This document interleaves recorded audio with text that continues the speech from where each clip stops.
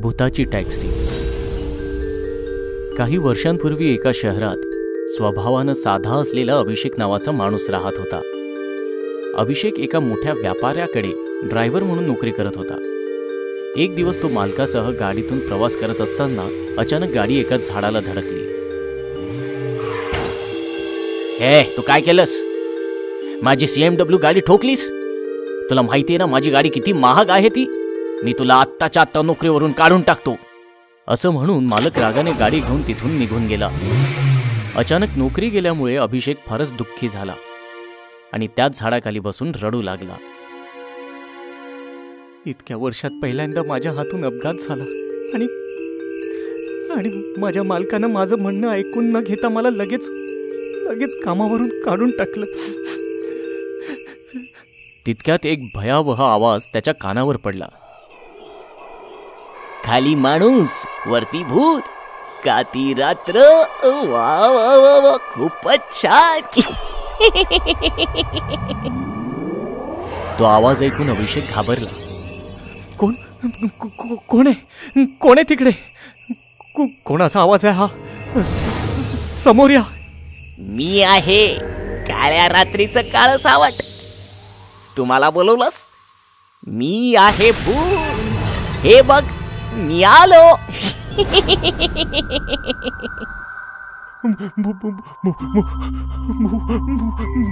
भूत? पिंपळाच्या झाडावरून भूत नाही तर का आंबे येणार?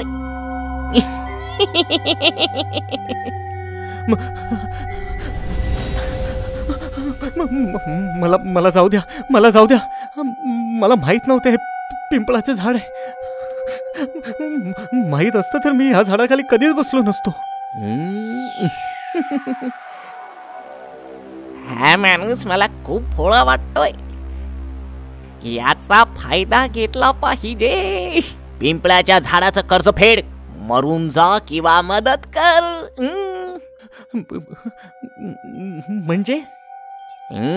म्हणजे मी तुला आत्ताच खाऊन टाकीन. किंवा आपण दोघेही एकमेकांची मदत करू. तू माझी मदत कर, मी तुझी मदत करतो. ते कसं काय? मला माहित आहे तुझ्या मालकाने तुला कामावरून काढून टाकलंय. मी तुझी नोकरी तुला पुन्हा मिळवून देईन. त्या बदल्यात तू माझी भूक भागव. पण मला गाडी चालवण्याशिवाय काहीच येत नाही. ठीक आहे, मग मी तुझी टॅक्सी बनतो. तू दिवसभर टॅक्सी चालव आणि पैसे कमाव. आणि मी रोज रात्री एका प्रवाशाचं भक्षण करणार. मी नाही करू शकत हे. मग मी तुला आत्ताच खाऊन टाकतो.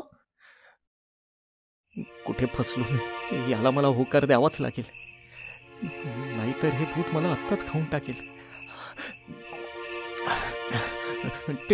ठीक आहे, मला मान्य आहे.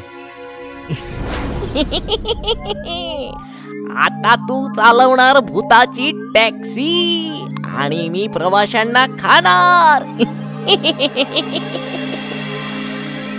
दुसऱ्या दिवसापासून अभिषेक भूताची टॅक्सी चालवू लागला. आता तो दिवसभर प्रवाशाला इच्छित स्थळी पोहोचवून पैसे कमावू लागला आणि रात्र झाली की शेवटच्या प्रवाशाला निर्जन ठिकाणी घेऊन जाऊ लागला. काय झालं? तू या निर्जन रस्त्यावर टॅक्सी का थांबवलीस?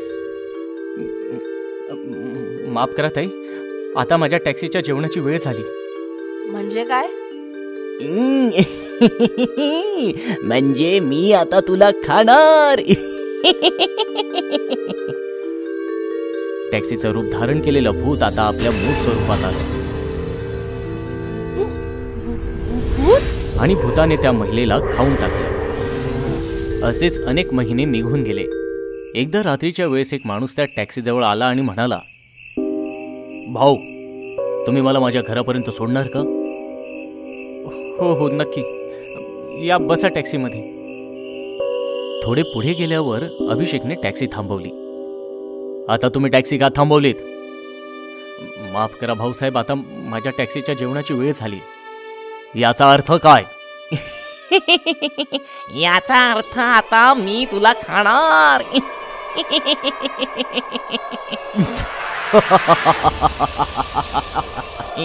तू का हसतोयस? कारण तू माझे काम अधिक सोपे केलेस. काही दिवसांपूर्वी मला भूताच्या टॅक्सीविषयी माहिती मिळाली होती. तेव्हापासून मी तुझा शोध घेत होतो. पण मी एक भूत आहे, मी तुला खाणार आहे. आणि मी भूत हंटर आहे, मी तुला मारून टाकणार. भूत हंटर ऐकल्यावर ते भूत घाबरलं. भूत हंटर, प्लीज मला जाऊ द्या. मी इथून पुढे कुठल्याही मनुष्याला नाही खाणार. मात्र भूत हंटरने त्याचं काहीच ऐकलं नाही आणि त्याने भूतावर एक शक्तिशाली मंत्र फेकलं. भूताची टॅक्सी, भूताची टॅक्सी, प्रवाशांना खाऊन टाकणारी भूताची टॅक्सी, भूताची टॅक्सी, अदृश्य हो भूताची टॅक्सी, अदृश्य हो भूताची टॅक्सी. भूत हंटरच्या मंत्र जपामुळे भूताने घाबरून तिथून पळ काढला. आणि अचानक अभिषेक जोर जोरात रडू लागला.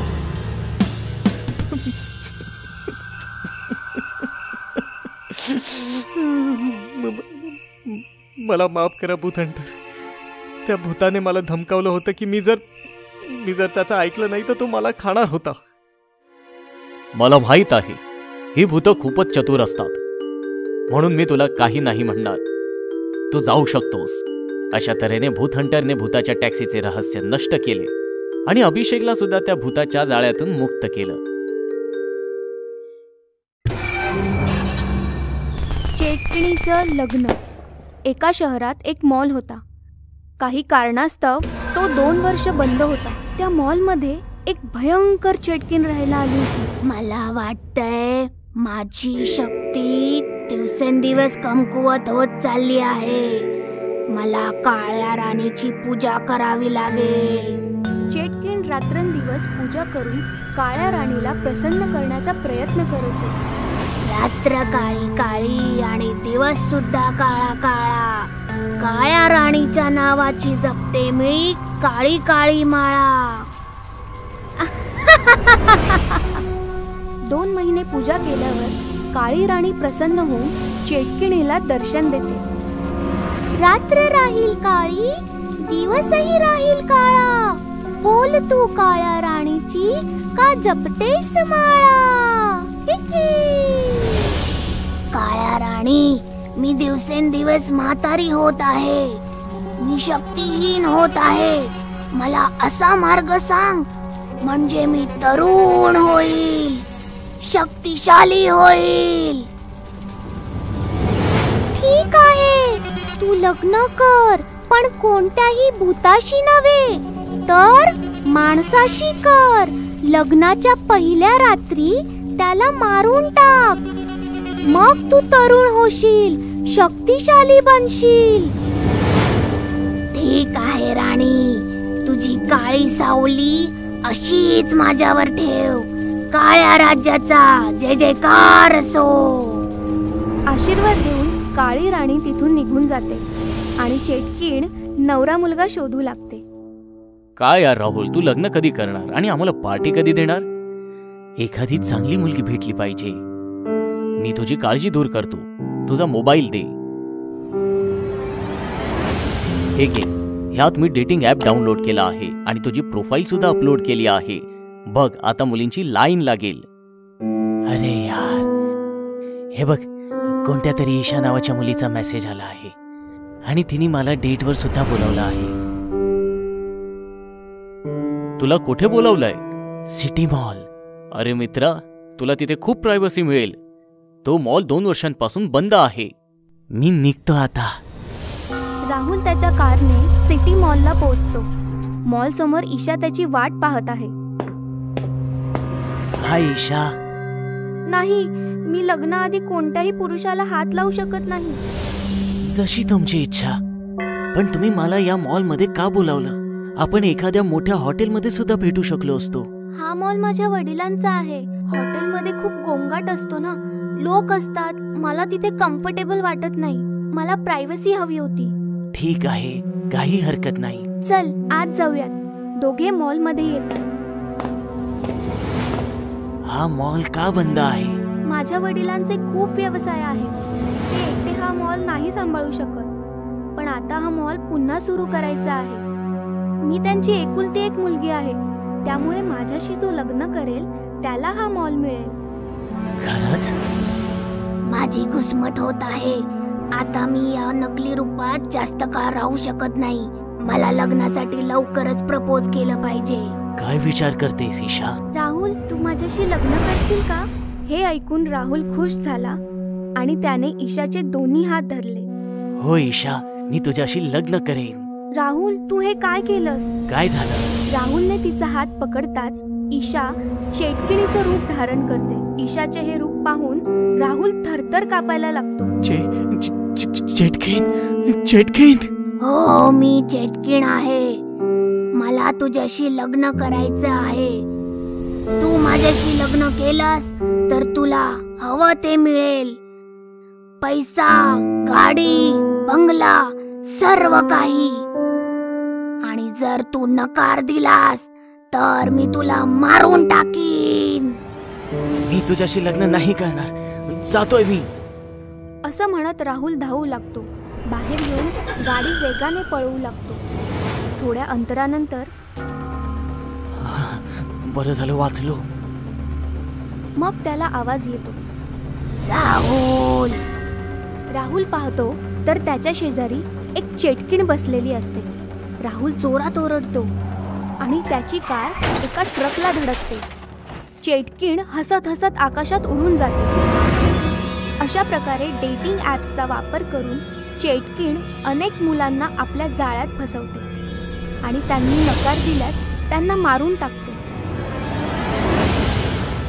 एके दिवशी सुशांत नावाचा मुलगा चेटकिणीला भेटायला येतो.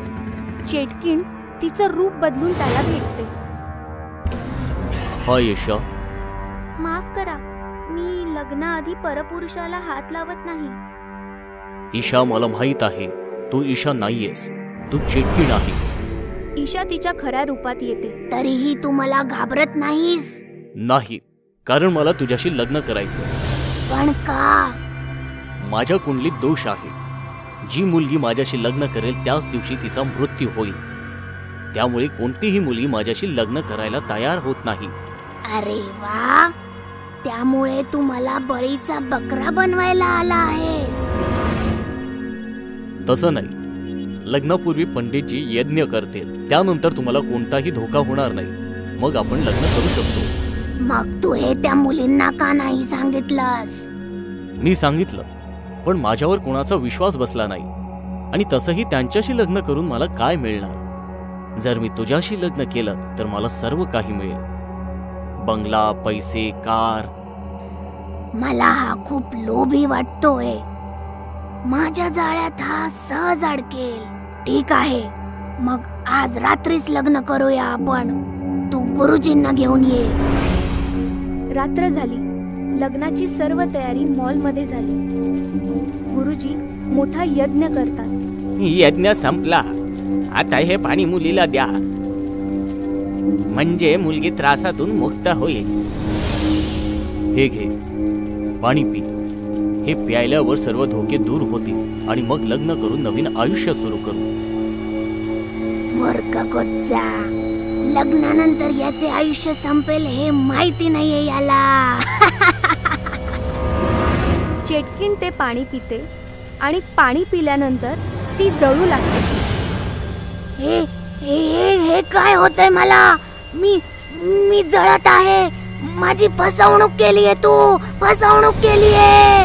तू माझ्या भावाला फसवलंस. तू कोण आहेस? मी त्याच राहुलचा भाऊ आहे ज्याला तू फसवून मारलंस. ज्या मुलांना तू तुझ्या स्वार्थापोटी मारलंस त्यांचा बदला घेण्यासाठी मी आलो आहे. मला वाचवा. अशा प्रकारे सुशांतच्या बुद्धिमत्तेमुळे चेटकिणीचे सर्व काळे हेतू उद्ध्वस्त होतात. चेटकीण मरते आणि शहरावरील धोका टळतो. गर्ल्स हॉस्टेल मधलं भूत. फार पूर्वी शहरात एक गर्ल्स हॉस्टेल असायचे. जिथे कॉलेजचे विद्यार्थी राहायचे तिथे अनेक मुली राहत होत्या. एके दिवशी अमेरिकेतील मोनिका नावाची NRI मुलगी त्या हॉस्टेलमध्ये राहायला आली. मी अमेरिकेहून आली आहे, मला इथे राहण्यासाठी खोली हवी आहे. किती दिवस? जोपर्यंत मी माझा अभ्यास पूर्ण करत नाही तोपर्यंत. आता मोनिका बाकीच्या मुलींसोबत हॉस्टेलमध्ये राहू लागली. एके दिवशी मोनिका तिच्या खोलीत रात्री झोपली असताना तिला काही आवाज आला. ती बाहेर आली. तिने पाहिले तर तिथे कोणीच नव्हतं. तिथे कोणी नाही आणि ती तिच्या खोलीत गेली. दुसऱ्या दिवशी ती काही मुलींसोबत बसून बोलत होती. तेव्हा सोनिया म्हणाली, मी लवकरच हे हॉस्टेल सोडून दुसरीकडे कुठेतरी राहायला जाणार आहे. हो, इथे रात्री खूप भीतीदायक आवाज येतात. हो, काल मलाही काही आवाज आला, पण घाबरण्यासारखे काय आहे? तुला नाही माहिती का, हे हॉस्टेल हॉन्टेड आहे. हो, लोक म्हणतात की या हॉस्टेलच्या ठिकाणी खूप वर्षापूर्वी एक तांत्रिक राहायचा जो काळ्या जादूचा वापर करून आत्म्यांना कैद करत असे. असं म्हणतात की तो तांत्रिक तर मेला, पण त्या सगळ्या आत्मा अजूनही भूत बनून इथे भटकत आहे. काय म्हणताय? तांत्रिक आत्मा आणि झपाटलेले? हे खरं आहे मोनिका. आम्ही सगळे इथून जाणार आहोत. तू पण आमच्या सोबत चल. भूत असं काही नसतं, म्हणूनच मी कुठेही जाणार नाही. अशा प्रकारे मोनिकाने इतर मुलींच्या बोलण्याची खिल्ली उडवली. त्याच रात्री मोनिका तिच्या खोलीत झोपली असताना तिला बाहेरून कसला तरी आवाज आला आणि ती उठून बसली. ते भूत पुन्हा आलेली दिसते. खोलीतून बाहेर आल्यावर तिला कोणीच नसल्याचे दिसले. ते भूत मला घाबरले असे दिसते. एवढं बोलून मोनिका दरवाजा बंद करू लागली. तेवढ्यात तिला दूरवर एक सावली दिसली. ही कुणाची सावली आहे? ती सावलीच्या मागे जायला लागली. जशी ती सावलीकडे सरकत होती तशी सावलीही तिच्यापासून दूर जात होती. मग अचानक सावली खूप मोठी झाली. ही सावली खूप मोठी झाली आहे, पण ही सावली आहे कुणाची? असा विचार करत ती सावलीकडे धावू लागली. धावत धावत ती हॉस्टेलच्या गच्चीवर आली. गच्चीवर आल्यावर सावली गायब झाली. ही सावली कुठे गायब झाली? जाऊ दे, तिला जिकडे जायचं तिकडे ती गेली. जाऊ दे, मी आता झोपायला जाते. आणि पुन्हा एकदा मोनिका हॉस्टेलमधल्या रात्रीच्या गजबजाटाकडे दुर्लक्ष करून खोलीत येऊन झोपी गेली. दुसऱ्या दिवशी ती हॉस्टेलमध्ये काही मुलींसोबत बसली असताना सोनिया म्हणाली, मोनिका, आम्ही एक नवीन हॉस्टेल पाहिले आहे. उद्या सकाळी आपण सगळे तिकडे शिफ्ट होऊया. काय? तुम्ही खरंच हे हॉस्टेल सोडत आहात का? हो, इथे राहिलो तर ते भूत आपल्याला मारून टाकेल. मी तुला किती वेळा सांगितले आहे की हे भूत सारखे काय नाही, पण तुम्ही लोक माझं ऐकतच नाहीये. मोनिका, आम्हाला ते सर्व नाही माहिती. उद्या सकाळी आपण इथून निघणार आहोत. तुझं मन झालं तर तू पण येऊ शकतेस. त्या रात्री पुन्हा एकदा मोनिका तिच्या खोलीत झोपली होती. नंतर खूप मोठे आणि भयानक भूत तिच्याकडे आले. मोनिका, बघ तुला भेटायला कोण आलंय.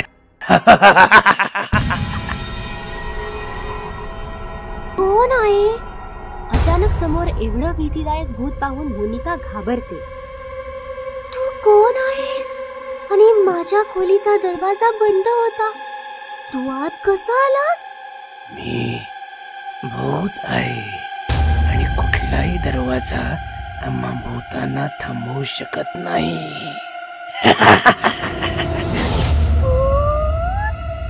2 दिवसांपासून मी तुला हे पटवून देत आहे की तुम्हा माणसांप्रमाणे आम्ही भूत पण खरेच असतो, पण तू आमची थट्टा करतेस. म्हणून मी ठरवलं की आज तुला भूतांना भेटवतो. प्लीज प्लीज मला काही नका करू. प्लीज प्लीज मला जाऊ द्या. Please let me go please. भूताने मोनिकाचा हात पकडला आणि तो तिला घेऊन गायब झाला. भूत मोनिकाला जमिनीच्या खाली असलेल्या एका गुहेत घेऊन गेला. माझ्या घरी स्वागत आहे. मला सांग, तुला काय हवंय? वाघाचं रक्त की माणसाची खोपडी? नो, मला काहीच नको आहे. प्लीज मला जाऊ द्या. Please let me go please. मराठीत बोल, डोनाल्ड ट्रम्पची भाजी. माझ्याकडून खूप मोठी चूक झाली आहे. मी मानते की भूत असतात. असं कसं? मोठ्याने बोला. जशी माणसं आहेत तशीच भूतही आहेत. जशी माणसं आहेत तशीच भूतही आहेत. असेच भूत मोनिकाला घाबरवत राहिला. काही वेळाने मोनिका भीतीने बेशुद्ध पडली. मी हिला धडा शिकवला असं दिसतंय. त्यानंतर सकाळी मोनिकाला जाग येताच ती तिच्या खोलीत असल्याचे तिला दिसले. भूत भूत, या हॉस्टेलमध्ये भूत आहे. मला इथे राहायचं नाही. ती हॉस्टेलच्या खोलीतून बाहेर आली. तिथे सोनिया, राणी आणि बाकीच्या मुली आहेत. सोनिया, मला पण घेऊन जा. या हॉस्टेलमध्ये खरंच भूत आहे. पण तुझं सामान? मला काही नको आहे. फक्त मला इथून बाहेर काढा. त्यामुळे हॉस्टेल हॉन्टेड असल्याची मोनिकाची खात्री पटली आणि ती तिचं सामान तिथेच सोडून पळून गेली. मित्र बनला भूत ही घटना आहे पुण्यातील. आयुष पुण्याच्या DK पाटील कॉलेजमध्ये फर्स्ट इयरला होता. त्याचं 12वी पर्यंतचं सर्व शिक्षण DK पाटील कॉलेजमधूनच झालं होतं. आयुषला IAS बनायचं होतं आणि त्यासाठी तो कॉलेजच्या लायब्ररीत दिवस रात्र अभ्यास करत असे. एक दिवस आयुषने लायब्रेरियनला विचारलं, टाइम्स ऑफ इंडिया कुठे आहे? मला सापडत नाहीये. बहुतेक कोणीतरी घेऊन गेलं असेल. आयुषला आश्चर्य वाटलं, कारण त्याच्याशिवाय कॉलेजमध्ये दुसरं कोणी टाइम्स ऑफ इंडिया वाचणारे नव्हते. आयुषने दुसरे वर्तमानपत्र घेतले आणि आपल्या जागेवर जाऊन तो बसला. तितक्यात त्याचं लक्ष त्याच्या बाजूला बसलेल्या मुलाकडे गेलं. तो टाइम्स ऑफ इंडिया वाचत होता. आयुषने त्याला विचारलं, IAS ची तयारी करतोयस का? होय. तुझं नाव काय आहे? मेहुल. मी फर्स्ट इयर शिकतोय. अरे, आपण तर क्लासमेट्स आहोत. पण तुला याआधी नाही पाहिलं. 12वी पर्यंत कुठे शिकलास? याच कॉलेजमध्ये होतो. मी पाहिलंय तुला. काय बोलतोस काय? मी तर तुला नाही कधी पाहिलं. अशा प्रकारे दोघेही खूप गप्पा मारू लागले. त्यांच्यात मैत्री झाली आणि आता ते दिवस रात्र एकत्र लायब्ररीत येऊन वाचन करू लागले. एक दिवस आयुष कॉलेज कॅन्टीनमध्ये त्याची मैत्रीण नेहा आणि वरुण सोबत होता. काय लायब्ररीत दिवस रात्र अभ्यास करतोस? एकट्याला कंटाळा नाही का येत? मी एकटा थोडी असतो. माझ्यासोबत मेहुल देखील असतो. कोण मेहुल? अरे, तो जो माझ्या शेजारी बसतो. अगं, आपलाच क्लासमेट आहे. माझ्यासोबत प्रत्येक लेक्चर अटेंड करतो. मी तर तुझ्यासोबत कुठल्या मेहुलला नाही पाहिलं. काय बोलतेस काय? थांब, मी आत्ताच त्याला बोलवतो. आयुषने मेहुलला फोन लावला, पण त्याचा फोन स्विच ऑफ येत होता. आयुषला टेन्शन आलं. नेहा त्याला म्हणाली, ठीक आहे बाबा, असेल कोणी मेहुल. असे माझं लक्ष मेहुलवर नाही, वरुणवर आहे. असं म्हणत नेहाने वरुणला मिठी मारली आणि आयुषला देखील मोकळं वाटलं. एकदा रात्री आयुष आणि मेहुल लायब्ररीत अभ्यास करत होते. खूप रात्र झाली होती. लायब्रेरियनला झोप आली आणि तो आयुषला म्हणाला, आयुष, आता लायब्ररी तूच सांभाळ. मी निघतो. तुझं झालं तर खाली शिपायाला टाळं लावायला सांग. लायब्रेरियन निघून गेला आणि आयुष मेहुल सोबत पुस्तक वाचण्यात गुंग झाला. वाचता वाचता आयुषचं लक्ष मेहुलच्या पुस्तकांवर गेलं. तेव्हा त्याला धक्काच बसला, कारण त्याचं पुस्तक कोरं होतं. आयुषने मेहुलचं पुस्तक हिसकावून घेतलं. त्या पुस्तकांची पाने पलटली तर त्यावर एक अक्षर देखील नव्हते. पुस्तक तर पूर्ण कोरं आहे आणि तू गेल्या 2 महिन्यांपासून हे पुस्तक घेऊन बसलायस. अरे, चक्कर काय मित्रा? असं म्हणत आयुषने आपल्या बाजूला पाहिले तर मेहुल तिथे नव्हता. ते पाहून आयुष घाबरला. मेहुल, कुठं अदृश्य झालास? नेहा पण म्हणत होती तिने मेहुलला कधी पाहिलं नाही. लायब्रेरियन पण लायब्ररीची जबाबदारी माझ्यावर सोपवून गेलाय. तो मेहुलला सुद्धा बोलू शकला असता. या लोकांनी मेहुलला कधी पाहिलं नाहीये का? मेहुल खरंच नाहीये का? हे पुस्तक, मेहुलचे अचानक गायब होणं, हे सर्व काय आहे? अचानक लायब्ररीची लाईट गेली आणि आयुष अजूनच घाबरला. त्याने डोळे बंद केले आणि लाईट येण्याची वाट पाहू लागला. अचानक लाईट आली आणि आयुष खुश झाला. त्याने डोळे उघडले. पाहतो तर काय, त्याच्या बाजूला मेहुलचं भूत बसलेलं होतं. मेहुल, हे सर्व काय? मेहुल नाही, मेहुलचं भूत. आणि तू हे जे काही पाहतोयस त्यालाही दुसरं तिसरं कोणी नाही, तूच जबाबदार आहेस.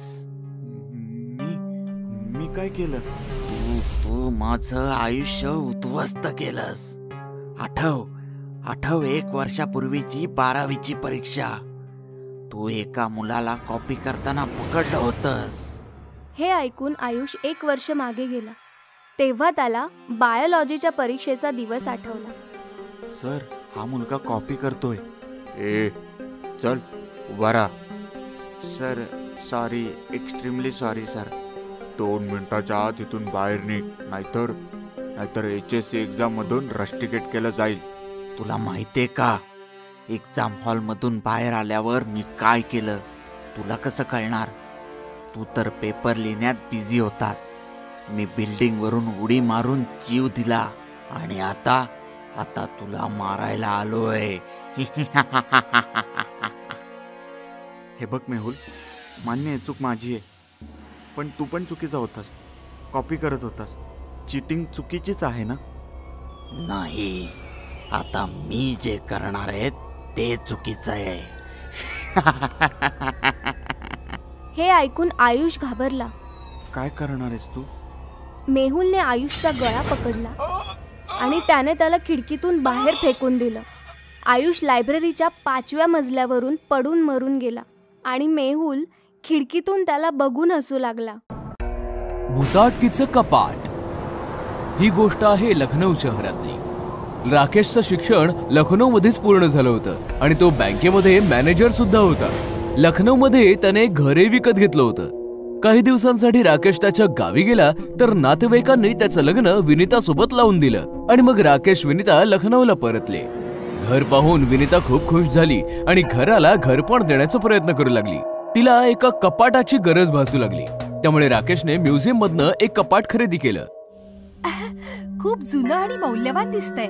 एखाद्या नवाबाचं असणार. एके रात्री राकेश आणि विनीता झोपले होते. अचानक विनीताची झोप उघडली. अख्ख्या घरात धूर धूर झाला होता. विनीताने कपाटाच्या दिशेने पाहिलं तर तिची शुद्ध सरपली. कपाटातून धूर येत होता. अहो उठा, कपाटाला आग लागलीये. राकेश जागा झाला. त्याने कपाट उघडलं तर कपाटामध्ये आग लागली होती. राकेशने त्याचे सगळे कपडे जमिनीवर आपटले आणि आग विझवली. अचानक आग कशी लागली? शॉर्ट सर्किट झालं असावं कदाचित. विनीताने कपाटाकडे बघितलं तर तिची शुद्ध सरपली. जमिनीवर पडलेले सगळे कपडे विनीताने चेक केले. अहो, तुमच्या एक गोष्ट लक्षात नाही आली? एवढी मोठी आग लागूनही कपाटाला काहीही झालेलं नाहीये. माझे सगळे कपडे तर अगदी नीट आहेत. फक्त तुमच्या कपड्यांना आग लागली. असं का बरं? डोक्याला जास्त त्रास देऊ नकोस. झोप आता. उद्या सकाळी कपाटाची जागा बदलू. विनीता राकेशच्या म्हणण्यानुसार झोपली घरी. पण रात्रभर तिला झोप नाही आली. रात्रभर ती कपाटाकडेच पाहत होती. सकाळी राकेशने चेक केलं. विनीताला जोराचा ताप भरला होता आणि ती शांतपणे झोपली होती. वाटतंय की सुट्टी घेऊन हिला हॉस्पिटलला घेऊन जावं लागेल. दुपारी राकेशचा कॉलेज फ्रेंड विकास आला म्हणून राकेशने त्याला त्याचं घर दाखवलं. विकासची नजर जेव्हा त्या कपाटावर गेली तेव्हा तो विचारात पडला. हे कपाट कुठेतरी पाहिल्यासारखं वाटतंय. म्युझियम मध्ये पाहिलं असेल. तिकडनं चढलंय. खूपच जुनं आणि मौल्यवान कपाट आहे. नाही यार, आठवलं. कॉलेजच्या दिवसांमध्ये तुझ्या नवाबाच्या घरी पेंगेस म्हणून राहत होतास ना, त्याच्याच घरामध्ये होतं हे कपाट. चल, काही पण काय, तिथं तर कपाट पण नव्हतं. अरे काय बोलतोस तू? अरे तुझ्याच रूम मध्ये तर होतं. अरे यार, मी कशाला तुझ्याशी वाद घालतोय? 1 नंबरचा विसराळू आहेस.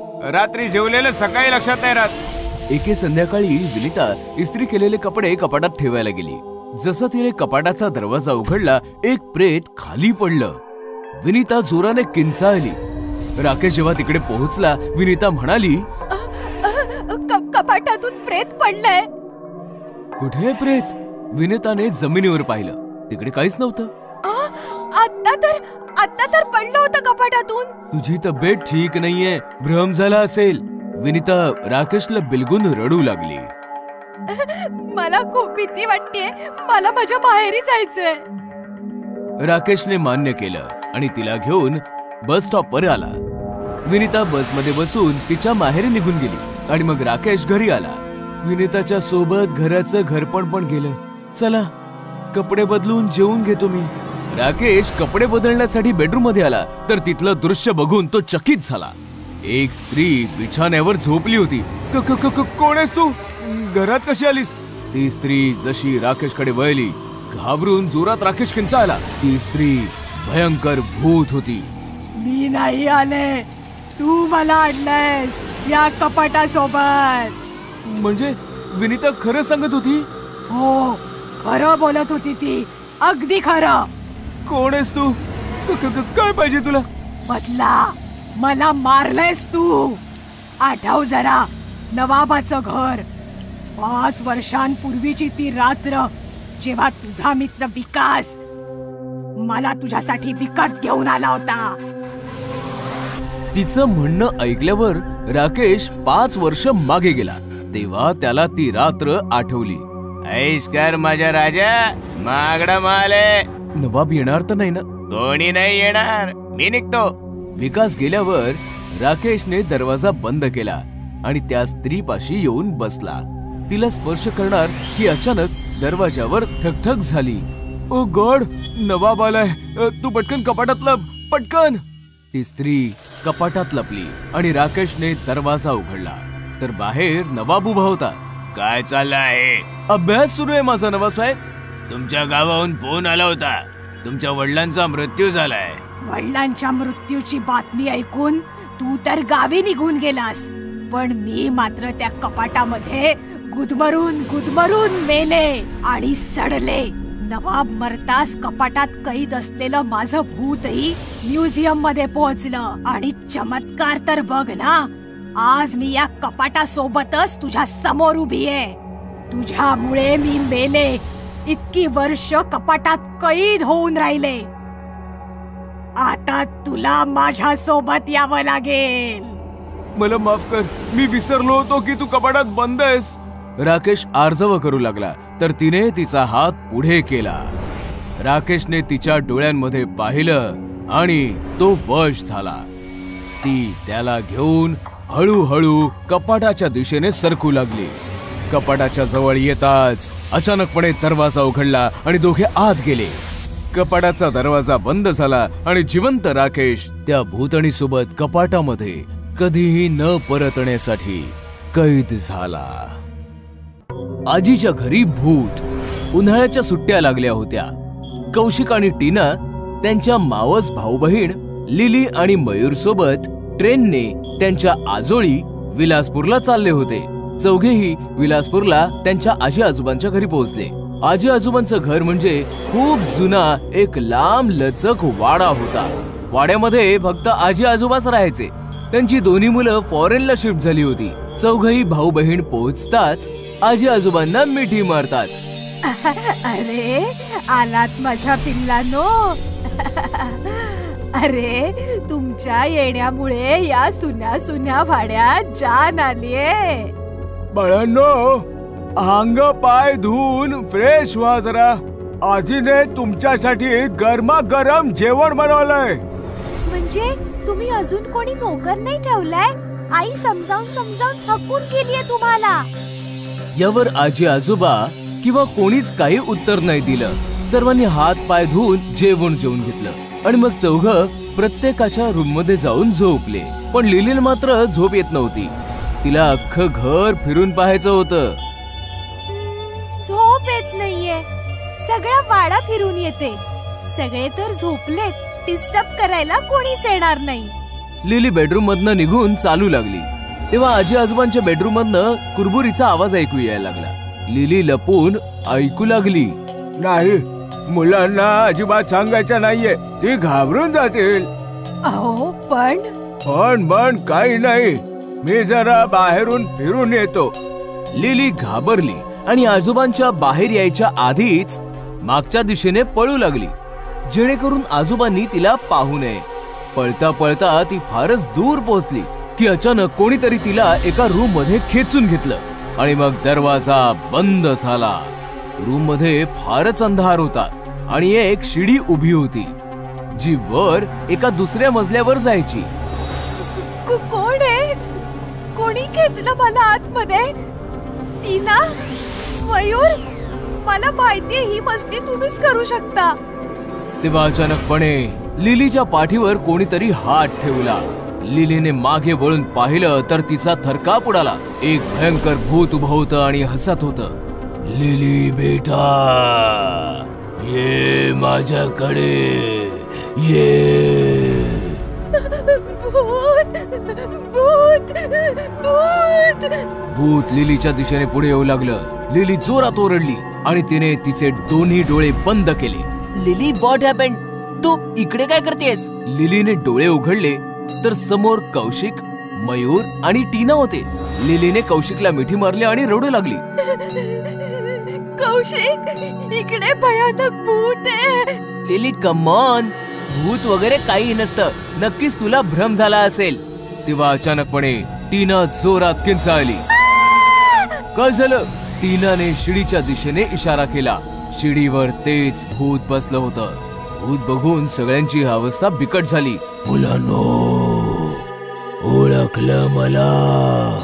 मी तुमच्या सोबत खेळायचो, तुम्हाला झोपाळ्याला झोके द्यायचो. बघ बघ, तोच आहे, तोच आहे. या माझ्याकडे.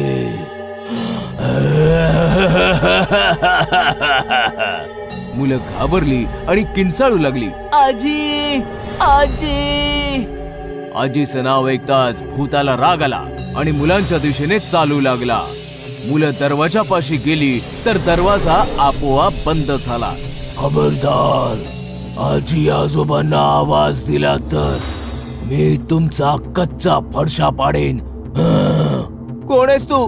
का मला त्रास देतोयस? भूत मुलांच्या जवळ आलं आणि त्याने कौशिकला उचलून हवेमध्ये फेकून दिलं. कौशिक जोराचा जमिनीवर आपटला. ओ गॉड, लागलं रे. मग भूताने प्रत्येकाला हवेमध्ये उचलून फेकून दिलं. चौघही जोर जोरात ओरडू लागले. भूत जोर जोरात हसू लागलं की तेवढ्यात अचानक शिडीवरून खाली उतरून आजी आजोबा आले. आजोबांच्या हातामध्ये छडी होती. आजी आजोबांना पाहिल्यानंतर लहान मुलांच्या जीवामध्ये जीव आला आणि भूत आजोबांची छडी पाहून घाबरून गेलं. भूत पळून जाईल याच्या आधीच आजोबांनी त्यांच्या छडीने भूताला मारायला सुरुवात केली.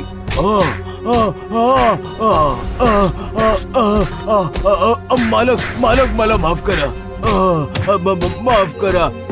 नटवर, माझ्या मुलांना त्रास देतोस? हे घे, हे घे. आणखी मारा त्याला, आणखी मारा त्याला.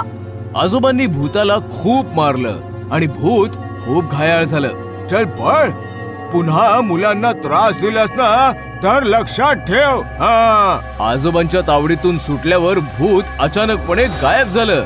बाळांनो, तुम्ही ठीक तर आहात ना? आम्ही ठीक आहोत आजी. पण हे कोण होतं? आजीने आजोबांकडे पाहिलं. सांग त्यांना, आता सांगितल्याशिवाय गत्यंतर नाही. आधी आम्ही तुम्हाला नाही सांगितलं कारण तुम्ही घाबरला असतात. ते भूत आमच्या जुन्या नोकराचं नटवरच आहे, जो 20 वर्षांपूर्वीच मेला होता. काय? हे नाव तर पहिल्यांदाच ऐकतोय. हो, तेव्हा तुम्ही सगळे खूप लहान होतात. तेव्हा ना नटवरच तुमची देखभाल करायचा. पण एक दिवस त्याचा मृत्यू झाला आणि त्यानंतर आम्ही ठरवलं की आम्ही पुन्हा इथे नोकर ठेवणार नाही. नटवर कसा मेला हे फक्त आम्हा दोघांना माहितीये. कसा मेला होता तो? एका रात्रीची गोष्ट आहे. नटवर रात्री घरात चोरी करून पळून चालला होता. त्यात कुत्रे ओरडायला लागले आणि आजोबांना जाग आली. नटवर आजोबांना खूप घाबरायचा. पळून जाता आलं नाही म्हणून तो पुन्हा घरात आला. पायऱ्यांवरून तो पळत होता. अचानक पाय घसरून तो पडला आणि त्यातच तो मेला. तेव्हापासून त्याचं भूत या वाड्यात फिरतय. बरं झालं आजोबांनी त्याला धडा शिकवला. आता तो परत तर नाही येणार ना? परत तर तो नक्कीच येईल, फक्त तुम्हाला मात्र त्रास नाही देणार. हे ऐकताच मुलं चिंतेमध्ये गडली. पण आजोबांच्या छडीने कमाल केली होती. त्या दिवसानंतर नटवरचं भूत त्या वाड्यामध्ये कधीच दिसलं नाही. नवरी बनली डायन पार्ट 2. गोष्ट आहे अमेठीची. मालती तिचा जवान मुलगा रघु सोबत राहायची. मालती विधवा होती आणि तिने एकटीनेच रघुचं पालन पोषण केलं होतं. तरी पण रघुला मालती आवडत नव्हती. याच गोष्टीमुळे मालती दिवस रात्र दुःखी असायची. कुठे चाललायस रघु? मी कुठे जाईन, तुला त्याचं काय? तू तुझ्या लिमिट मध्ये राहा. खरं तर मालती रघुची खरी आई नव्हती, ती सावत्र आई होती. रघु 5 वर्षांचा होता तेव्हा त्याची आई वारली आणि त्याच्या बेवड्या बापाने मालतीशी लग्न करून तिला घरी आणलं. पती बेवडा होता, पैशांची चणचण होती, म्हणूनच सुरुवातीला मालतीने रघुचं फार पालन पोषण नाही केलं. याच गोष्टीचा फायदा उचलून रघुच्या आत्याने रघुचे कान भरले. रघु बाळा, खीर आणले, चल खाऊन घे. आई आई ग, माझा पोरगा किती वाळून गेलाय. सावत्र आई नक्कीच जेवायला देत नसणार. काय करणार, सावत्र आया असतातच तशामुळे. पिक्चर मध्ये बघितलंय ना, सांभाळून राहा त्या जखिणीपासनं. आत्या सतत विष कालवत राहिली आणि काही दिवसातच रघुला मालतीचा तिरस्कार वाटू लागला. कमकुवत बेवड्या बापाचं एकदा निधन झालं आणि रघु मालतीपासनं खूप दुरावला. पण मालतीचं रघुवर तिच्या जीवापाड प्रेम होतं. तिने चहाचं दुकान उघडून रघुचं पूर्ण पालन पोषण केलं. हळूहळू परिस्थिती बदलली, पण रघु मात्र काही बदलला नाही. तो मालतीचा तिरस्कारच करू लागला. याच आठवणी आठवून मालती रडत होती आणि तेवढ्यात रघुचा फोन आला. मालती फोनवर रघु सोबत बोलली तर ती हैराण झाली, कारण की रघु कोण्या मुलीसोबत लग्न करून आला होता. तेव्हा रघुची आत्या आली. अगं मालती, आपला रघु बायकोला घेऊन येतोय. नुसती बघत उभी काय राहिलीस? नव्या नवरीच्या स्वागताची तयारी कर. मालतीने काही न सांगता पटापट सगळ्या तयारी केल्या. दरवाजाच्या मधोमध तांदळाने भरलेलं एक मापटं ठेवलं. गृहप्रवेशाच्या सर्व तयाऱ्या झाल्या. अर्ध्या तासानंतर रघु त्याची बायको घेऊन आला. बायको खूपच सुंदर होती. बाळा, हे मापटं ठेवलंय ते उलाट आणि आधी. आत्या आणि रघु गप्पा मारण्यात दंग होते, तर मालती मुलीचा गृहप्रवेश करण्यात. नवरीने तिचा उजवा पाय उचलून मापट्याच्या दिशेने वळवला तर तिचा पाय बघून मालतीचं डोकं चक्रावलं. तिचा पाय अगदी उलटा होता. विवाहितेने उलट्या पावलांनी तांदळाचं मापटं उलटलं आणि मालतीकडे पाहून फार विचित्रपणे हसली. मालती घाबरली आणि घाबरून स्वतःच्या रूम मध्ये गेली. रघुला कळलंच नाही की मालतीला अचानकपणे असं काय झालं. मी म्हटलं होतं ना तुला, या हडळीला तुझ्या लग्नामुळे आनंद झाला नसणार. बिचाऱ्या नव्या नवरीचं स्वागत पण नीट नाही केलं. काही हरकत नाही, मी आहे ना, मी सगळी तयारी केलेली आहे. चल बाळा, तुझ्या खोलीत चल. आत्या नवरीला घेऊन निघाली आणि रघु तिथेच उभ्या उभ्या मालतीच्या रूमकडे रागाने पाहू लागला. अर्धी रात्र उलटली होती. मालती तिच्या रूम मध्ये फार टेन्शन मध्ये होती आणि तेवढ्यात आत्या तिकडे आली. अगे स्वार्थी बाई, नव्या नवरीला तिथेच सोडून पळून आलीस तू? त्या मुलीशी लग्न करून रघुने चांगलं नाही केलं. ती मुलगी नाही, हडळ आहे ती. आता तर तू हेच म्हणणार, तुझा प्लॅन फसलाय ना आता. कोणता प्लॅन? तुझ्या भावाच्या मुलीला रघुच्या गळ्यात बांधायचं होतं ना तुला, पण मी असं होऊ नाही दिलं. तुम्ही पहिल्यापासून ओळखता या मुलीला? मुलीला नाही ओळखत मी, पण रघुने भेटवलं होतं मला हिला. प्रेम करतो तो तिच्यावर. मग मी म्हटलं लग्न करून टाका. खूप चुकीचं केलं तुम्ही. रघुचं आयुष्य उद्ध्वस्त केलं. आत्या तिथून रागावून निघून गेली आणि लपून रघुच्या रूमच्या समोर आली. आता बघते मी आत दोघांमध्ये काय मस्ती चाललीये. आत्याने हळूच हाताने दरवाजा उघडला, तर तो पटकन उघडला. आतमध्ये रघु बिछाण्यावर झोपला होता, पण नवी नवरी मात्र बिछाण्यावर नव्हती. अरे, ही नवी नवरी कुठे निघून गेली? तेव्हा बुवाची नजर वर फॅनवर गेली आणि तिचे डोळे विस्फारले. लग्नाच्या कपड्यात एक भयानक म्हातारी डायन फॅनला उलटी लटकून फिरत होती आणि आत्याकडे पाहून जोर जोरात हसत होती. नाही सोडणार, कोणालाच नाही सोडणार, सगळ्यांना मारून टाकेन. आत्या तिकडनं पळाली आणि सरळ मालतीच्या रूम मध्ये आली.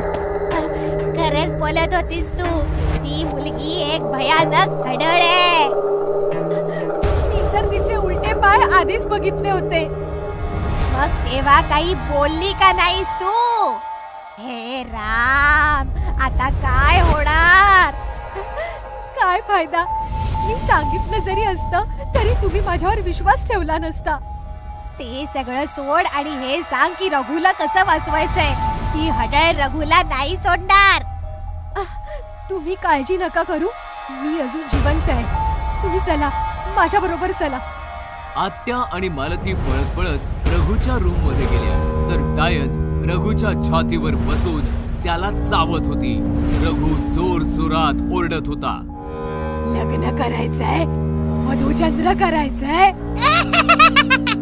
बघ तू, आता बघच मी तुला कसं उद्ध्वस्त करून टाकते. आत्या वाचव, मला वाचव, आत्या. ते दृश्य फारच भयानक आणि विचित्र होतं. आत्या ते दृश्य बघून मागे झाली आणि रूमचा दरवाजा बाहेरनं बंद करून स्वतःच्या घरी पळाली. आत्या, आत्या वाचव. तुझी आत्या तर पळून गेली रघु, पण तुझी आई आहे. घाबरू नकोस, घाबरू नकोस रघु. डायनने रघुला सोडलं आणि ती उलट्या पावलांनी चालत मालतीच्या दिशेने वळाली. आई सांभाळ, ती तुझ्या दिशेने येते. रघुच्या तोंडून पहिल्यांदा आई शब्द ऐकून मालतीमध्ये जणू 10 हत्तींचं बळ आणि खूप सारी ताकद आली. डायनने तिच्यावर उडी मारली आणि मालतीने फार बहादुरीने तिला चकमा दिला आणि स्वतःला वाचवलं. आणि पटकन डायनचे पाय पकडून तिला उलट लटकवलं. डायन तडफडू लागली, जोर जोरात किंचाळू लागली. सोडा, सोडा मला, मारून टाकीन मी, मारून टाकीन सगळ्यांना. सोडा. रघु, रघु पळून जा, रघु पळून जा. रघु, सुरी घेऊन ये, सुरी घेऊन ये रघु. नाही आई, मी तुला सोडून कुठेच नाही जाणार. नाही बाळा, पळून जा. मी हिला आता आणखी नाही सांभाळू शकत. हडळीची ताकद तिच्या पायांमध्ये असते. मला हिचे पाय कापून टाकायचे. हे ऐकताच डायन अजून जोरात किंचाळली. पाय कापू नकोस, पाय नको कापूस माझे, पाय नको कापूस. रघुला समजलं आणि आत्याने बाहेरून बंद केलेला दरवाजा आतून तोडून एक सुरी घेऊन आला. रघुने पटकन डायनचे दोन्ही पाय कापले. डायन कोण्या जनावरासारखी जोरात किंचाळली आणि शांत झाली. डायन मेली होती. मालतीने पटकन डायनचं शरीर जमिनीवर सोडलं. रघुने पटकन त्याच्या आईला मिठी मारली आणि माय लेक हमसून हमसून रडू लागले. रघु, रघु.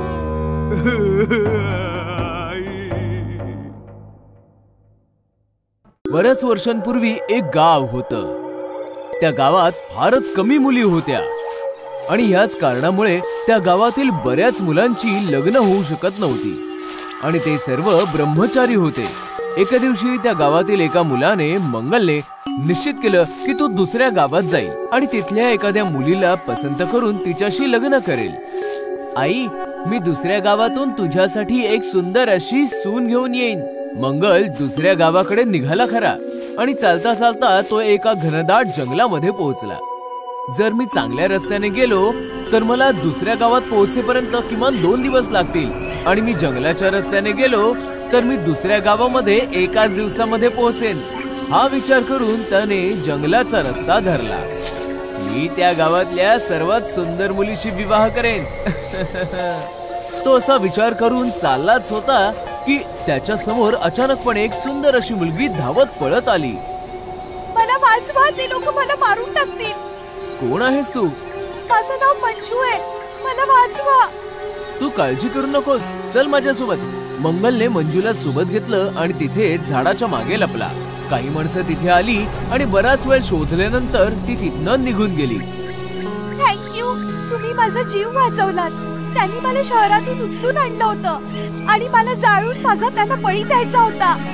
तू काळजी करू नकोस, ये ना, मी तुला तुझ्या घरी सोडतो. पण माझ्या घरी कोणीही नाहीये.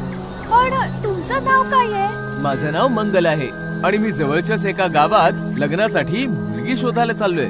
आणि मग मंगलने थोडा विचार केला आणि मग म्हणाला, काय तू माझ्याशी लग्न करायला तयार आहेस? तुम्ही माणूस म्हणून खूप चांगले आहात, म्हणूनच मी तुमच्याशी लग्न करायला तयार आहे. हे ऐकून मंगल फारच खुश झाला आणि तो मंजूला सोबत घेऊन त्याच्या घरी परतला. आई, मी तुझ्यासाठी सून घेऊन आलोय. देव जे करतो ते चांगलंच करतो. आणि मग फार धूमधडाक्यामध्ये मंगल आणि मंजूचं लग्न संपन्न झालं. लग्नाच्या दुसऱ्या दिवशीच ते दोघं हनीमून साठी नैनितालला गेले. अख्खा दिवस फिरल्यामुळे ते दोघं फार थकले. मंगल मंजूला म्हणाला, तू हॉटेलमध्ये जाऊन जरा आराम कर, मी बाजारातनं काही सामान घेऊन येतो. हा. मंजूने मान्य केलं. ती हॉटेलला परतली आणि मंगल बाजारात निघाला. काही वेळानंतर मंगल हॉटेलला परतला. पण जसा तो हॉटेलच्या रूम मध्ये परतला तो हैराण झाला. मंजू मोकळ्या केसांसोबत आरशा समोर बसली होती आणि आरशामध्ये तिचं हडळीचं भयानक रूप दिसत होतं. तू हडळेस? चला, आता तुला कळलेलंच आहे, तर आता मला लपून बसायची काहीच गरज नाहीये. नीट बघ जरा. हडळ, मी हडळ.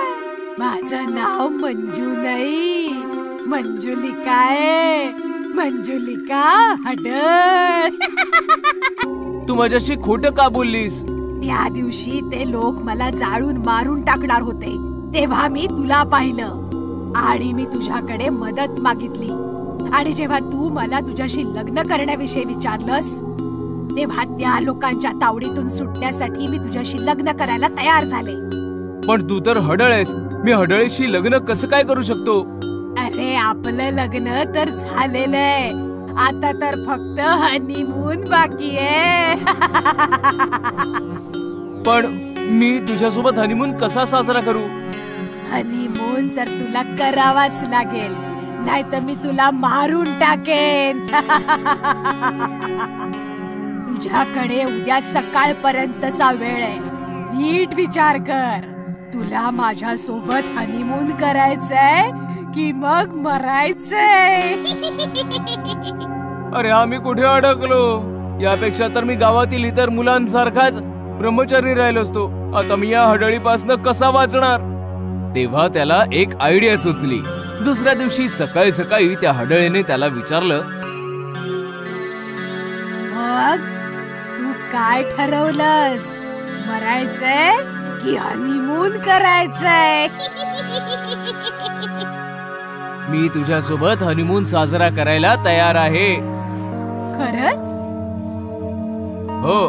मंगल तिला हॉटेलपासून दूर एका टेकडीवर घेऊन गेला आणि तिला म्हणाला, तू तुझे डोळे बंद कर, मी तुझ्यासाठी एक गिफ्ट घेऊन आलोय. मला गिफ्ट्स खूप आवडतात. जसं हडळीने डोळे बंद केले, मंगलने पेट्रोलचा कॅन तिच्यावर उलटला. एका माचीची काडी जाळून तिला हडळीवर फेकली आणि हडळ आगीमध्ये जळू लागली. हे तू काय केलंस? काय केलंस तू? हे तुला मारून टाकलं. पण तुला हे कसं कळलं की जाळलं तर मी मरून जाईन? काल रात्री तूच मला सांगितलं होतंस की जंगलात त्या दिवशी तुला ती लोक जाळून मारणार होती. मग तेव्हाच मला कळलं की तुला जाळून मारलं जाऊ शकतं. अशा प्रकारे मंगलने त्या हडळीला जाळून मारून टाकलं आणि हडळीच्या हनीमूनचा अंत झाला. भूतिया ढाबा. नागपूर हायवे वरनं जय आपल्या वाईफ मिथिला सोबत चालला होता. अचानक जयला एक ढाबा दिसतो. Mithila, stop the car, stop. काय झालं? तो बघ एक ढाबा आहे. लहानपणी मी आई बाबांबरोबर कितीतरी वेळ इकडे जेवलो होतो. बऱ्याच वेळापासून हा बंद पडलाय. असं वाटतंय आता पुन्हा ओपन झालाय. चल मग जेवून घेऊया इथेच. मिथिला आणि जय ढाब्याच्या आतमध्ये जातात. ढाब्याचे 2 वेटर्स गणपत आणि संपत मिथिला आणि जयच्या जवळ येतात. काय पाहिजे तुम्हाला? तुम्ही गणपत आणि संपत आहात ना? मला माहिती आहे तुमची नावं. मी लहानपणी तुमच्या ढाब्यावर यायचो. ऑर्डर बोला. शेवभाजी घेऊन या. मिथिला, इकडची शेवभाजी खूप फेमस आहे. गणपत आणि संपत किचन मध्ये जातात. थोड्या वेळाने किचन मधून स्टीलची प्लेट घेऊन 4 माणसं बाहेर येतात. थोडीवा, कस्तुराबाई, गणपत आणि संपत आणि मिथिला आणि जयला घेराव घालतात. अरे कस्तुराबाई, तुम्ही धोंडीबा, राईट? मी तुम्हाला सगळ्यांना ओळखतो यार. मला हे सांगा, इतक्या वर्षांपासून हा धाबा बंद का होता? तेव्हा चौघांनी प्लेट उचलून मिथिला आणि जयला दाखवतात आणि एकत्र विचारतात, याला ओळखता? प्लेट मध्ये एका माणसाचा चेहरा दिसतो. मिथिला आणि जय चपापतात आणि चौघांकडे पाहतात तर चौघेही भूत बनलेले असतात. जय जय चल, जय इथून चल, इथे काहीतरी गडबड आहे. ओळखता काय ह्याला? नाही ओळखलं, पण तुम्हा सर्वांना झालंय का यार? जय चल, भूत आहे ती सगळी. चौघे मिथिला आणि जयला घेराव घालतात आणि त्यांचं रक्त पिऊ लागतात. काही वेळापर्यंत त्यांच्या दोघांचे ओरडण्याचे आवाज येतात. मग शांतता पसरते. यांना ठिकाणावर लावा, कस्टमर्स येत आहेत. ढाब्यामध्ये जे कोणी कस्टमर्स यायचे त्यांची हीच अवस्था व्हायची. चौघेही कस्टमर्सना घेराव घालायचे. प्लेट उचलून एका माणसाचा चेहरा दाखवायचे आणि मग त्या कस्टमरचा खून करून त्यांचं रक्त प्यायचे. कुठलाही कस्टमर त्या प्लेटमध्ये कैद असलेल्या माणसाला ओळखायचा नाही आणि मारला जायचा. चौघेही भूत कस्टमर्सना मारायची आणि भूतिया ढाब्याचं रहस्य कधीही उलगडायचं नाही. एका रात्रीची गोष्ट आहे. राघव आणि शर्वरी हायवेवरून नागपूरच्या दिशेने चालले होते. तुझ्या पप्पानी लग्नाची परमिशन दिली, नाहीतर मी तुला पळवून नेलं असतं, माहितीये? पण मी तुझ्या बरोबर कधीच पळून आले नसते. I love my dad. ओहो राघव, मला भूक लागलीये. अच्छा बाबा, ढाब्यावर थांबूया ना कुठल्या तरी. तो बघ ढाबा. थांबव. राघव कार थांबवतो आणि दोघे धाब्यावर येतात. ब्युटिफुल. मला वाटतं खूप जुना ढाबा आहे. ऑर्डर सांगा. जे काही उपलब्ध आहे पटकन घेऊन या. गणपत आणि संपत किचन मध्ये जातात. मग चौघेही हातामध्ये प्लेट घेऊन बाहेर येतात आणि राघव आणि शर्वलीला घेराव घालतात. व्हॉट इज दिस? राघव, हे तर बाबा आहेत. हे माझे होणारे सासरेबू आहेत. त्यांना ताबडतोब इकडे बोलवा. हलवा समजलाय काय? नाही बोलवत जा. काय करणार तुम्ही? चौघही भूत बनतात. राघव आणि शर्वरी थरथर कापू लागतात. आम्ही सुडाच्या आगीत गेली अनेक वर्ष जळतोय. जिवंत राहायचं असेल तर बोलवा यांना. पटकन फोन कर, चल. हॅलो बाबा, कुठे आहात तुम्ही? पटकन हायवेवरच्या ढाब्यावर या. इथले लोक आम्हाला मारून टाकतील. लवकर या बाबा. चौघही भूत राघव आणि शर्वरीला घेराव घालून बसतात. काय झालं? अजूनपर्यंत नाही आला तुझा बाप? अर्धा तास होऊन गेलाय. ते निघालेत, आता येतच असतील. आपल्याकडे जास्त वेळ नाहीये. गणपत संपत कामाला लागा.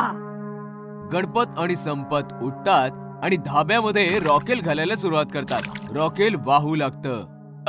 हे काय करता तुम्ही? प्लीज, ते येतच असतील. तुम्ही असं नका करू. तू गप्पा बस. आम्ही आमची तयारी करतोय. कसली तयारी? तेवढ्यात शर्वरीचे बाबा तिकडे येतात. शर्वरी तिच्या बाबांना बिलगते. बाबा बाबा वाचवा आम्हाला, इथून घेऊन चला. बाळा रडू नकोस, मी आता आलोय ना. काय तात्या सेठ ओळखलं काय? तात्या सेठ धोबिडाच्या पायांवर पडतो. मला माफ करा, माझ्याकडनं चूक झाली होती. माझी मुलगी आणि जावयाला सोडा, मी तुमच्या पाया पडतो. नक्कीच सोडू. आधी तू तुझ्या मुलीला आणि जावयाला सांग की त्या रात्री काय झालं होतं. कस्तुरा, मला माफी दे, मला लाज वाटते. आपल्या गलिच्छ तोंडातून माझं नाव नको घेऊस. उठ आणि सांग सगळं काय ते खरं. उठतोयस की संपवून टाकूया ना. काय झालंय बाबा, काय झालं होतं त्या रात्री? बाळा, तेव्हा तू लहान होतीस. मी माझ्या मित्रांबरोबर दररोज या धाब्यावर दारू प्यायला यायचो, मजा करायचो. एके रात्री मी दारूच्या नशेमध्ये या धाब्यामध्ये. सांगा बाबा, काय केलं होतं तुम्ही? मी कस्तुराबाईचा रेप केला. काय? शी, तिरस्कार वाटतो मला तुमचा. एवढंच नाही, याने आणखीन एक घाणेरडं काम केलं होतं. याने मला, गणपत आणि संपतला खूप मारलं आणि रॉकेट टाकून आम्हा तिघांना जिवंत जाळलं. तेव्हापासून आमचा आत्मा सुडाच्या आगीत तडफडतोय. आज आमच्या आत्म्याला शांती मिळेल. तात्या, आम्ही रॉकेल ओतलेलंय. बस तुला आज पुन्हा एकदा आग लावायची आहे. तुझ्या मुलीला आणि जावयाला आम्ही काही नाही करणार, पण तुला नाही सोडणार. ही घे माचीस, प्लीज. मी रिक्वेस्ट करतो तुम्हाला. विचार कर, एकटाच जाणार की जावई आणि मुलीला सोबत घेऊन जाणार आहेस? ठीक आहे, मी तयार आहे. बाळा शर्वरी, तू राघवला घेऊन निघ इथून. बाबा, मी तुम्हाला सोडून नाही जाणार. हट्ट करू नको शर्वरी, मला माझ्या कर्मांची शिक्षा मिळते. तू निघून जा. राघव बेटा, हिला घेऊन जा आणि हिची काळजी घे. जा बाळा. चल शर्वरी, कम. राघव शर्वरीला घेऊन कारच्या जवळ जातो. तात्या शेठ माचीशी काडी पेटवतो आणि खाली फेकतो. आग भडकते, धाबा जळून राख होतो. Haunted bus stop. ही गोष्ट आहे निजामाबादची. निजामाबाद शहराच्या बाहेर सुनसान भागात एक छोटासा बस स्टॉप होता तर सरळ साधा छोटासा बस स्टॉप. पण त्या बस स्टॉप बद्दल लोकांच्या मनात जरा विचित्र भावना होत्या. साधारणपणे बस स्टॉपवरनं प्रवासाला सुरुवात होते. लोक बस स्टॉपवरनं बस पकडून आपल्या ठिकाणी पोहोचतात. पण निजामाबादच्या या बस स्टॉपने बऱ्याच लोकांच्या आयुष्याचा प्रवास संपवून त्यांना मृत्यूच्या हवाली केलं होतं. अखेर काय होतं त्या बस स्टॉपचं रहस्य? गोष्ट फार वर्षांपूर्वीची आहे. निलिमा नावाची मुलगी अर्ध्या रात्री बस स्टॉपवर बसची वाट पाहत होती. तेव्हा काही बदमाश मुलं आली आणि सुनसान जागेचा फायदा घेऊन तिच्यासोबत गैरवर्तन करू लागले. निलिमा बरीच ओरडली, वाचवा, वाचवा, वाचवा मला, सोडा, सोडा मला, वाचवा, वाचवा, सोडा मला, प्लीज वाचवा. पण त्या सुनसान बस स्टॉपवर तिची मदत करायला कोणीच नाही आलं. तेव्हा अचानक एक बस निलिमाने येताना पाहिली. निलिमाला वाटलं बस ड्रायव्हर बस थांबवून तिची मदत नक्की करेल. बस थांबवा, प्लीज, बस थांबवा, वाचवा, बस थांबवा, मला वाचवा. पण बस ड्रायव्हरने निलिमा सोबत जबरदस्ती करत असलेल्या त्या मुलांना पाहिलं आणि तो घाबरला. त्याने बसचा स्पीड वाढवला. निलिमा रस्त्यावर उभी राहून फक्त ओरडत होती. पण घाबरलेला बस ड्रायव्हर चुकून निलिमाला चिरडून पुढे निघून गेला आणि निलिमाचा मृत्यू झाला. म्हणतात की आजही त्या बस स्टॉपवर निलिमाच्या भूताची सावली आहे. जी कुठली बस किंवा प्रवासी त्या बस स्टॉपवर रात्रीच्या अंधारात थांबते, निलिमाचं भूत त्यांना संपवून टाकतं. एके रात्रीची गोष्ट आहे.